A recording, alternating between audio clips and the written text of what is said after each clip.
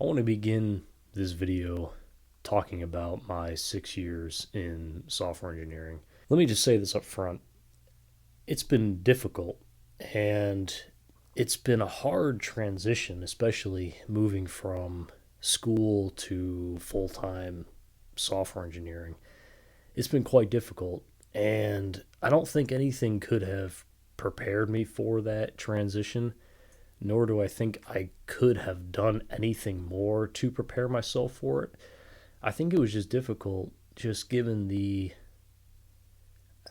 nature of the change. I think that changing from school and being in a school environment where you're programming and you're given very structured assignments and structured coding problems, and then moving towards a professional setting where it's more broken up in two, three, 1 week increments, whatever kind of agile environment you're working in, and it's a little bit less structured. Some of the requirements you have to go out and gather yourself. Some of the code is now reviewed by your peers, and there's more weight to what you're working on. What you're pushing out there has very real implications on the system that you're working in. And nothing, at least to me, could have prepared me for that transition. And I think it made it extraordinarily hard because I remember walking into the office and just sitting there and thinking to myself, I just don't know if I like it. And I'm only 6 months in. And I never thought that I would feel this way. And is this all that there is to this job? I remember feeling that way. And that feeling persisted really, honestly, I would say about a year and a half into the job. So honestly, I would say that if you're feeling overwhelmed by this career, by this job, I think that that is inevitable. I think it's going to happen. But I think that it's a matter of what you do with that feeling in the moment. When I look back on it, I kind of view that first year and a half as getting over the wall, as kind of climbing that, climbing over that hill, that hurdle. And it's kind of like in running. Whenever you start, you feel great. But at a certain point, you're going to feel like you can't go any further, and you're going to feel like you hit a wall. You're going to get your runner's block. But you have to be able to get over that first block, and then you can keep going for a while. And that was exactly my experience in software engineering. That was exactly how it happened. So that first year and a half was really that first true test, meaning I have done this for a little bit. I've gathered some experience. I've kind of gotten a little bit more comfortable with some of the technologies. I've kind of got a feel for what I think I want to learn. And now this is my first test to see if I can keep going. And I got over that hurdle. And it wasn't easy. It was very difficult. And it took a while. I can't exactly say how long, but it took a while. It probably took well into year 2 of working. But I got over it. And I think that that's the point of the whole thing, right? Is I got past the wall. And that first test, that first hurdle that you face, you can get over it, but it just may take a while. It may take 6 months, it may take 8 months, but you can get over it. And once you get over it, at least for me, I was able to go about 3 years and not have that feeling again. At least not to the same extent that I had it. I mean, I still, obviously you have bad days, you have weeks where you're like, oh, this was a mistake, I shouldn't have gotten into this. Everybody's going to have that feeling. But I don't remember me having that feeling as strongly as when I had it about a year and a half in. So that's really when I chart out, when I got past that first hurdle. And I went about 2.5 to 3 years past that without really having that same issue. And during that stretch of time, I was promoted. I actually got another job offer somewhere else, and I noticed a lot of just improvement in myself. I began to study more, I began to read, and watch more tutorials. I began to put a lot more effort into my work, into my craft, into trying to advance. And I think it paid off. But now coming into year 5, um, I think this is my second test, and I'm into year 6 now, and I think it's the same pattern. I really do. I think I'm in the same pattern. I think I'm facing my second test, my second hurdle. And for me, this one's a lot stronger than my first one. This one's a lot more difficult to climb, it seems. And I don't think I've gotten over it. And I think I'm at the point where I'm really questioning, honestly, staying in this career. Is it the right thing for me? Is it the right thing for my mental health? Because honestly, right now it's very difficult. I feel like I'm going through a difficult time, both mentally, but also just a difficult time trying to navigate what my future is going to look like, and should I stay in this job, and should I stay doing software engineering? Do I even want to do software engineering? These are the questions that I'm asking that I don't feel like I have the answers to yet, but I'm trying to get there. I'm trying to make deliberate choices to figure out the answers to that. And I'm trying to be honest with myself. I'm trying to really hone into whether or not this makes me happy, and whether or not this is the right thing for me to continue to do mentally, because I think currently this job isn't putting me in the right mental state, at least not to where I want to be. I feel like I've been depressed. I feel like I've been, I know I've been depressed, and I feel like I've had so much anxiety just around software engineering. And I've just finally had to take a step back because I just couldn't do it any longer.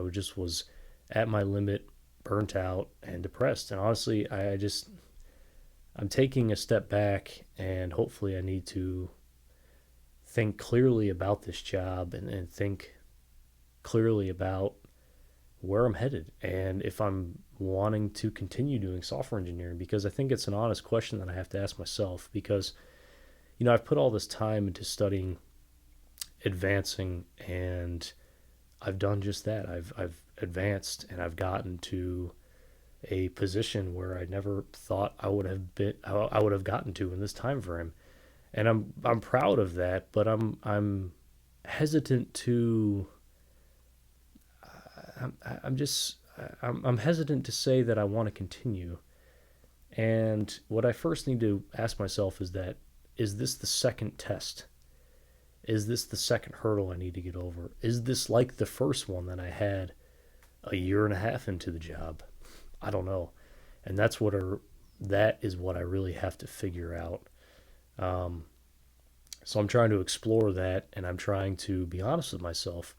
And I think, hopefully talking about this is helpful to hear, because I don't think that this is something that's discussed, right? I think we see people, in their jobs, and we just kind of assume that they either, maybe just don't like their job, or, we maybe just assume that they do, but we never hear about the discussion. We never hear about the thought processes around what are they actually feeling in the job?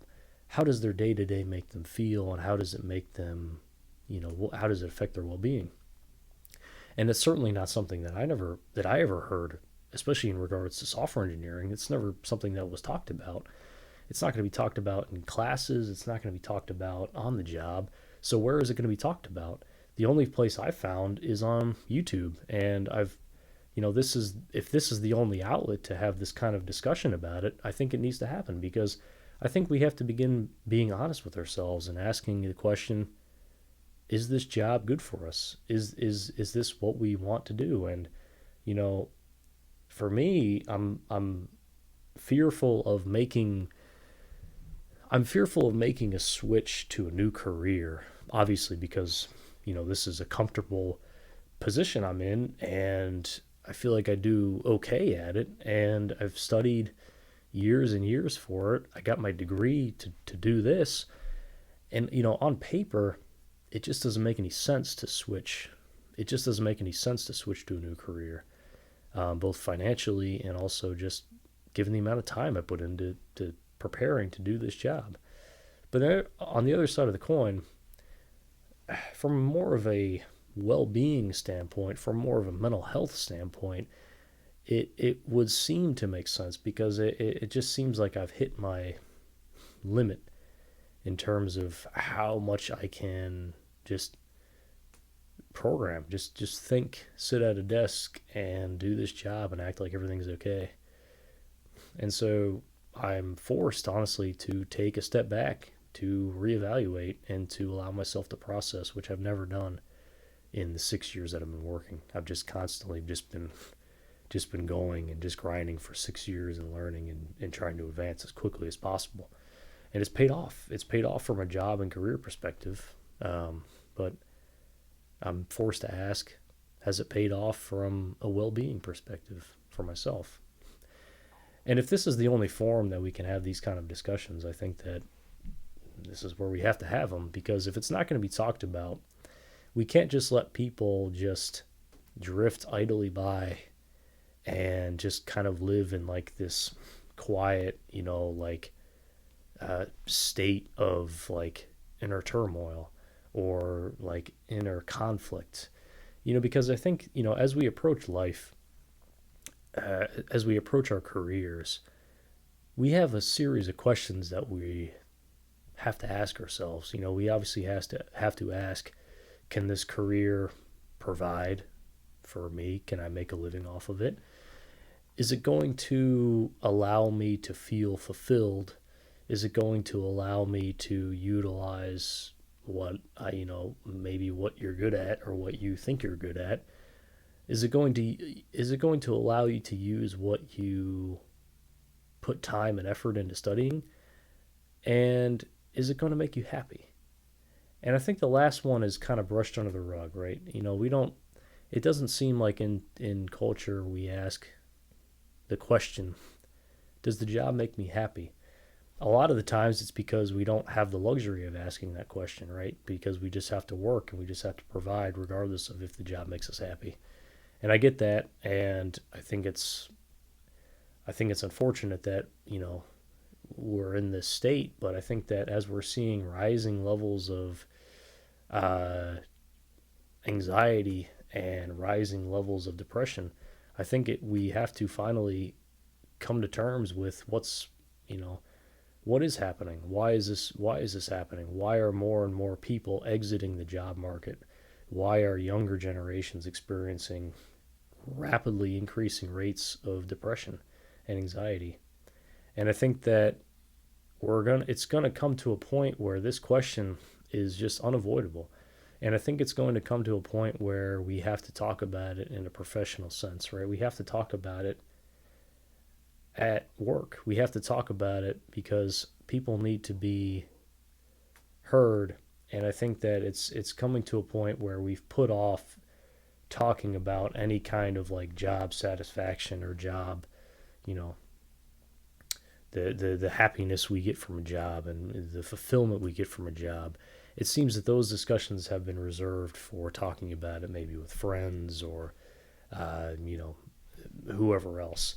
But it never feels like it's talked about at work, at least not in an open and honest forum, because people are afraid to talk about it, right? Because I think there is a natural potential disadvantage to talking about it sometimes, because you don't want to make yourself seem like you're not fully engaged, because there might be some career implications with that, right? Because obviously you want to make a good impression. So I think that there might be some reservation around not wanting to articulate that you might be, you know, only operating at 50% capacity. And if I'm being honest, I feel like I've been operating at like 10%. I feel like I've just been at my mental just max, and I just need to talk about it. And so if you are in that same boat, if you feel like in software engineering you're just like at your max, you know, I think it's good to talk about it, and I think it's good to share why it is you're feeling that way, and you know, not try to develop a plan, but just honestly just share what's made you feel that way and what you think the cause is. Honestly, just why are you not fully engaged? And I've had to ask myself that question. And when I'm being honest, a lot of it, I feel like, just comes down to the stress of software engineering, um, but also just kind of like the never ending feeling like you have to always be engaged and learning and everything like that. It can become very taxing. Um, and so I've heard of people taking like extended time off, like a gap, not a gap year, but like, a gap, maybe a few months or something like that, just to kind of like process and reevaluate. And honestly, that's something that might be helpful, might be beneficial. I've thought about that for myself. I don't know if I'm going to do that or not, but I know it's um, potentially an option. And if that's something that you have to do, you just have to do, because I feel like we know ourselves, and we know when we're not fully there and fully engaged. Um, and we just have to be honest with ourselves. And so, all that really to say is that as you approach this career, I think you have to be realistic about what's going to happen, right? It's not always going to be like how these day in the life videos show it to be. It's not always going to be just perfect, smooth sailing all the time. You're going to face some real challenges, and it's how you go about facing those challenges that I think is going to define what your career is going to look like. Now you're gonna have years of really really positive energy and really really positive like success and everything. I had my best stretch was probably for about 2.5 years. I would feel like I was just climbing exponentially, and that period is a very good period. And you have to be able to recognize that and be content when you're in that period, but also recognize that when you're not in that period, you have to fight to get back to that. And it's that fight to get back to that might take a while. And honestly, that fight to get back to the smooth parts, the good parts in the sun, that might take just as long, if not longer than the smooth part. And that's been the difficult truth of this journey. And honestly, I just don't know if that's talked about. Did anyone talk about it with you? I mean, it's kind of like a common trope in, like, maybe movies or shows, right, where you see a character kind of enter into something and then struggle, and then you see him succeed, and then there's like the struggle at the end. That's kind of like it's the ebbs and flows. And I think it's the ebbs and flows of this journey that really is really what it's all about. And I think when you're in that low spot, what you decide to do really is going to shape what that next high point is going to look like. What is it going to look like? Are you going to change course? Are you going to alter course to a new career? Or are you going to remain on the course and ride out that low point to get to that high point again, if it comes? But there's no guarantee that it's going to come quickly, and it may take a while, and that's a very very difficult truth to accept. But that seems to be what life is. There's no guarantee how long that low point is going to persist. But I think that the one truth is that it will pass. But what do we do when we're there? And I think that that's what I'm trying to discover for myself in this time. Um, so it's an interesting journey. It's an interesting time. Software engineering is a fascinating career, but the ebbs and flows can be pretty tiring and exhausting. Um, so that's all I got for this one. Hopefully that was helpful. Yeah, I'll see you in the next one.